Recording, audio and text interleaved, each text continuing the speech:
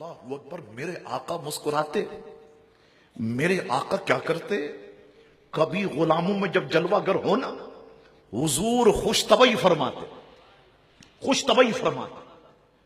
ایسی باتیں حضور کرتے کہ تاکہ لوگ حضور کے قریب آئیں، اور لوگ بھی جب حضور کی باتیں سنتے تو وہ بھی مسکراتے. اللہ اکبر. اب اس پر بہت گفتگو ہے. صحابہ کرام نے ایک موقع پر عرض کی، یا رسول اللہ صلی اللہ علیہ وسلم آپ ہم سے خوش طبعی فرماتے ہیں. فرمایا ہاں، لیکن اس وقت بھی میری زبان سے سوائے حق کے کچھ نہیں نکلتا. میری زبان سے سوائے حق کے کچھ نہیں نکلتا. حضور خوش طبعی کیسے فرماتے سنیں آپ. حضرت انس سے حضور نے خوش طبعی کرتے ہوئے فرمایا، او دو کانوں والے.